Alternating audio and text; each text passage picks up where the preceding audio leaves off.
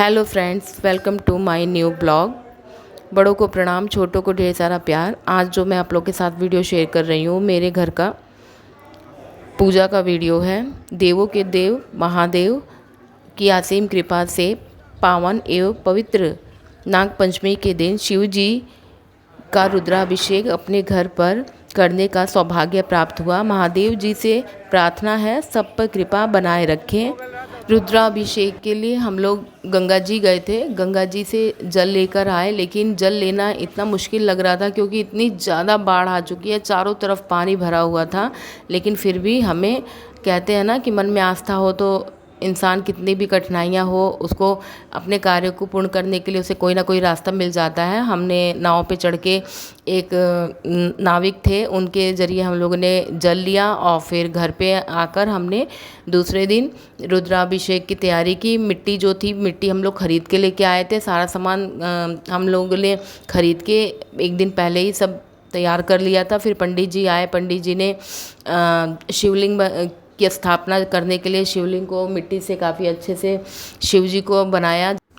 क्योंकि वीडियो बनाने वाला भी कोई नहीं था, लेकिन मैं उसी में उठ के अपने जितना भी छोटा छोटा पार्ट था उसका मैं छोटा छोटा पार्ट बनाने की कोशिश की।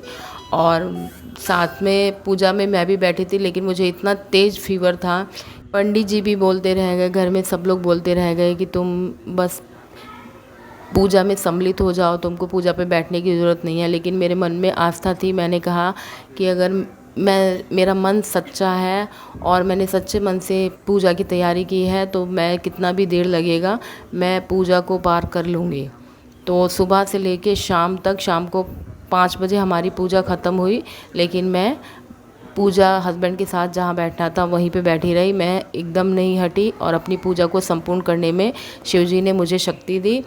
मेरे सभी काम मुश्किल से पूर्ण होते हैं, पर पूर्ण हो जाते हैं, क्योंकि मैं कभी किसी के बारे में गलत नहीं सोचती, कभी किसी को धोखा नहीं दिया, कभी किसी का दिल नहीं दुखाने की कोशिश करती हूँ। हाँ, कड़वा बोलती हूँ, पर क्यों बोलती हूँ?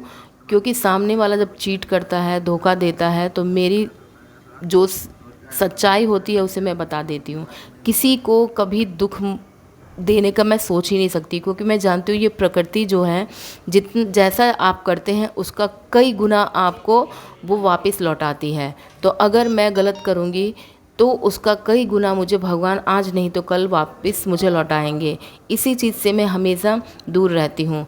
सत्य कहती हूँ, स्पष्ट कहती हूँ, कभी नहीं मैं झूठ कहती। चाहे वो कोई भी इंसान हो, कितना भी करीबी हो, कितना भी करीबी रिश्तेदार हो, मुझसे रूठ जाए, किसी को खुश करने के लिए मैं झूठ बोल ही नहीं सकती हूँ।